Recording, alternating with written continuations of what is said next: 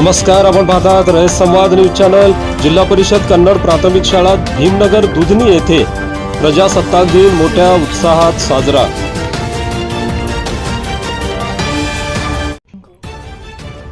जिल्हा परिषद कन्नड प्राथमिक शाळा भीमनगर दुधनी येथे 76वा प्रजासत्ताक दिन उत्साहात साजरा करण्यात आला। प्रजासत्ताक दिनानिमित्त भारतीय राज्यघटनेचे शिल्पकार विश्वरत्न डॉक्टर बाबासाहेब आंबेडकर यांच्या प्रतिमेचे पूजन शाळा व्यवस्थापन समिती उपाध्यक्ष बसवराज जन्ना यांच्या हस्ते करण्यात आले। ध्वजारोहण शाळा व्यवस्थापन समिती अध्यक्ष सुरेश झळकी यांच्या हस्ते करण्यात आले।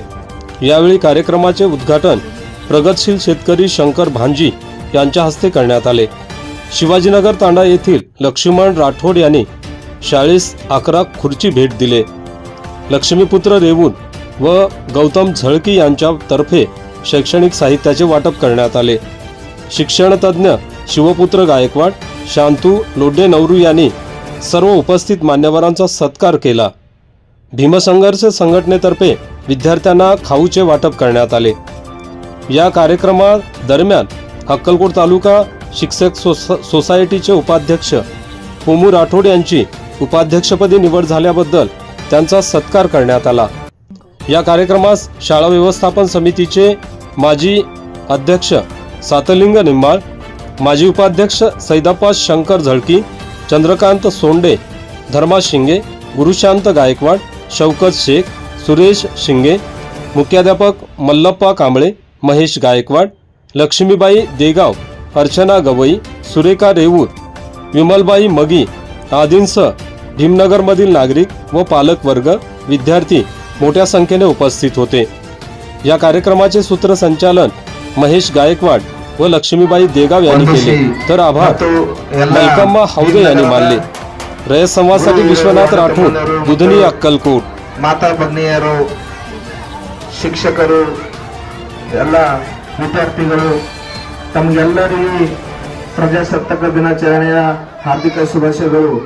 ಮತ್ತು ಇಂದು ಇದು 26 ಜನವರಿ ಪ್ರತಿಯೊಂದು ಸರ್ಕಾರಿ ಕಚೇರಿ ಮತ್ತು ಪ್ರತಿಯೊಂದು ಹಳ್ಳಿ, ಜಿಲ್ಲೆ ಮತ್ತು ತಾಲೂಕಾ ಪ್ರತಿಯೊಂದು ಹಳ್ಳಿಯಲ್ಲೂ ಇದು ಆಚರಣೆ ಮಾಡತಕ್ಕಂಥ ದಿನ।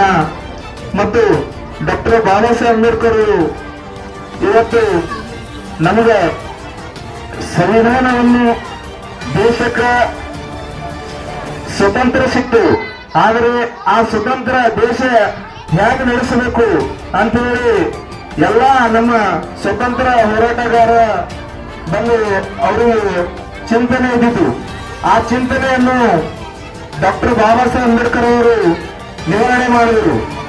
ನಿಮಗೆ ಗೊತ್ತಿರಲಿ, ಒಬ್ಬ ಚಪ್ಪಲಿ ಹೊಲಿಯುವಂತ ಹೆಂಡತಿ ಪ್ರೆಗ್ನೆಂಟ್ ಆದರೆ ಆ ತಾಯಿ ಕನಸು ನೋಡ್ತಾಳ, ನನ್ನ ಮಗ ನಮ್ಮಪ್ಪ ಚಪ್ಪಲಿ ಬಿಸಿಲಾಗ ಅಂದ್ರೆ ನನ್ನ ಮಗ ಆ ಛತ್ರಿ ಸಿಗ್ಲಿ, ಛತ್ರಿ ನೆರಳಿಗೆ ಚಪ್ಪಲಿಯನ್ನು ಹೊಲಿಯಲಿ ಅಂತ ಹೇಳಿ ಕನಸು ನೋಡ್ತಾಳ। ಒಬ್ಬ ಕುರಿ ಕಾಯುವ ಹೆಂಡತಿ ಪ್ರೆಗ್ನೆಂಟ್ ಆದ್ರೆ ಆ ತಾಯಿ ನನ್ನ ಗಂಡ 10 ಕುರಿ ಕಾಯ್ದ್ರ ನನ್ನ ಮಗ 100 ಕುರಿ ಕಾಯಲಿ ಅಂತ ಹೇಳಿ ಕನಸು ನೋಡ್ತಾಳ। ಇದು ಡಾಕ್ಟರ್ ಬಾಬಾ ಸಾಹೇಬ್ ಅಂಬೇಡ್ಕರ್ ಎಂದು ಸಂವಿಧಾನ ಬರೆದು ಈ 26 ಜನವರಿಯಿಂದ ಜಾರಿಗೆ ತಂದರು। ಆ ದಿನ ಅವತ್ತಿನವರೆಗೂ ಒಂದು ನಮ್ಮ ಭಾರತ ದೇಶದ ಒಂದು ಹೆಣ್ಣು ಮಗಳು ತಾನು ಪ್ರೆಗ್ನೆಂಟ್ ಇದ್ದಾಗ ತನ್ನ ಮಗ ಸರ್ಕಾರಿ ಹುದ್ದೆಯಲ್ಲಿ ಇರ್ಬೇಕಂತ ಹೇಳಿ ಕನಸು ಕಾಣ್ತಾಳ, ತನ್ನ ಮಗ ಮಂತ್ರಿ ಆಗಲಿ ಅಂತ ಹೇಳಿ ಕನಸು ಕಾಣ್ತಾಳ, ನನ್ನ ಮಗ ಪ್ರಧಾನ ಮಂತ್ರಿ ಆಗಲಿ ಅಂತ ಹೇಳಿ ಕನಸು ಕಾಣ್ತಾಳ।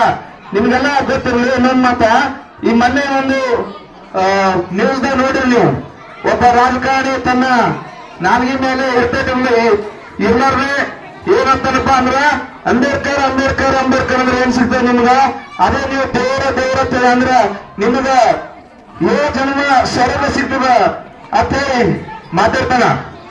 ಆದ್ರೆ ಇನ್ನ ಗೊತ್ತಿಲ್ಲ ನಮಗ ಈ ದೇಶಕ್ಕ ಒಬ್ಬ ಒಬ್ಬ ಚಾ ಮರ ಮೊಮ್ಮಗ ಕಬ್ಬ ಬಸಿ ತೊಳಿತಾನ.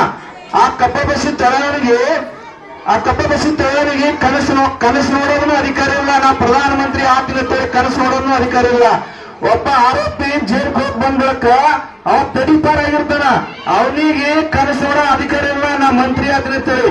ಯಾವಾಗ ಡಾಕ್ಟರ್ ಬಾಬಾ ಸಾಹೇಬ್ ಅಂಬೇಡ್ಕರ್ ಸರ ಅವಾಗ ಅವ್ರಿಗೆಲ್ಲರಿಗೂ ಕನಸು ನೋಡೋ ಅಧಿಕಾರ ಕೊಟ್ಟಂತ ನಮ್ಮ ಡಾಕ್ಟರ್ ಬಾಬಾ ಸಾಹೇಬ್ ಅಂಬೇಡ್ಕರ್ ಅವರು.